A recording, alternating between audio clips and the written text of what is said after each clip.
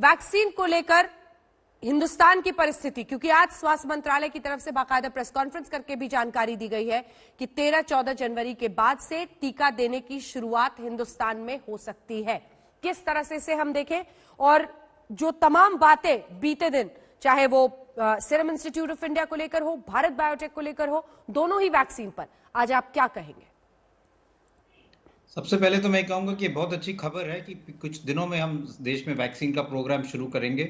हमारे देश में एक बहुत बड़ी चुनौती है क्योंकि हमारी जनसंख्या बहुत ज़्यादा है, तो जितनी जल्दी हम वैक्सीन का प्रोग्राम शुरू करेंगे उतना ही हम आगे बढ़ सकते हैं। और मेरा ये मानना है कि हमें ये देखना चाहिए कि दोनों वैक्सीन सेफ हैं, दोनों एफिकेशियस हैं। डेटा रेगुलेटर्स ने देखा है, एक्सपर्ट्स कमेटी ने भी देखा और उसको देख के ही उन्होंने अप्रूव किया है। तो अगर एक्सपर्ट्स कमेटी, जिसमें काफ़ी हर एक स्पेशलिटी के एक्सपर्ट्स हैं, उन लोगों ने अगर ये देख के अप्रूव किया है तो हमें उन पर विश्वास करना चाहिए और हमें आगे बढ़ना चाहिए, क्योंकि हमारे को यही एक मौका है कि हम इस पैंडेमिक से निकल सकते हैं। और सिचुएशन ऐसी है कि जैसे हम देख रहे हैं यूके में, यूरोप में सिचुएशन अच्छी नहीं है, वहाँ पे केसेस एकदम बढ़ गए हैं और वहाँ पे लॉकडाउन फिर से शुरू हो गया है। इसीलिए हम ये नहीं चाहते कि अभी हमारी जो अच्छी स्थिति है वो खराब हो, वो बिगड़े। इसलिए हम अगर वैक्सीनेशन प्रोग्राम जल्दी शुरू कर पाएंगे तो लोगों की जान भी बचा पाएंगे, पैंडेमिक से बाहर भी निकल पाएंगे। ये हमें याद रखना चाहिए कि हमारे पास कोई इफेक्टिव एंटीवायरल ड्रग नहीं है इस वायरस के अगेंस्ट। वैक्सीन ही एक हमारे पास अभी हथियार है। और दूसरा ये कि हमें प्रोएक्टिव होना चाहिए। हमें ऐसे नहीं कहा कि जब केसेस बढ़ेंगे, जब कुछ सिचुएशन होगी तब हम वैक्सीन के बारे में सोचेंगे। हमें एक्टिवली जितने डोजेस वैक्सीन के मिल जाएं, जो सेफ है, जो इफेक्टिव है, उनको लगा देना चाहिए और आगे रोल आउट करना चाहिए। कंट्रोवर्सी में नहीं पड़ना चाहिए, अपने रेगुलेटर्स पे विश्वास करना चाहिए। अपने रेगुलेटर्स पर विश्वास करना चाहिए, कंट्रोवर्सी से हटकर आगे बढ़कर अब सभी को वैक्सीन के लिए तैयार रहना है।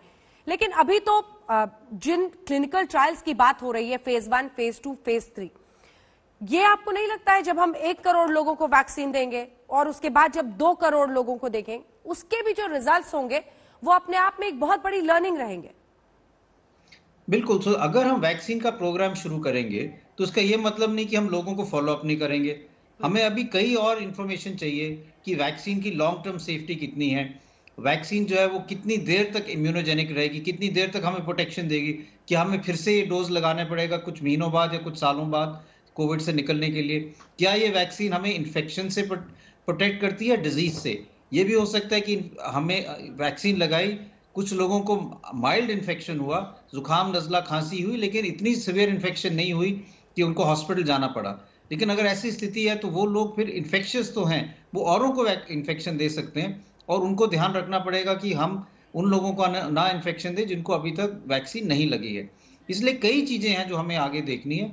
इसलिए मेरा ये मानना है कि हमें अब वैक्सीन का प्रोग्राम शुरू करना चाहिए, लोगों को फॉलो अप करना चाहिए। और गवर्नमेंट ने क्लियर कर दिया है कि जो कोवैक्सीन है उसको एक ट्रायल मोड में वैसे भी फॉलो किया जाएगा। और अभी तक जो ज़्यादा डोजेज हैं वो कोविशील्ड के हैं। इसलिए इस कंट्रोवर्सी से निकल के अब आगे की प्लानिंग करें कि इतने सारे हम लोगों को वैक्सीन कैसे करेंगे, किस चरण में कितने लोगों को देंगे, स्टेट्स इसमें कैसे कोऑर्डिनेट करेगा। एक बहुत बड़ा टास्क हमारे सामने है। हम 2 दफ़ा वैक्सीन लगानी है। ये मतलब जो हम इलेक्शन करते हैं हर 5 साल में, उससे भी बड़ा टास्क है। तो इस पे पूरी आप मेहनत और सब लोगों को कोऑपरेट करके आगे बढ़ना है।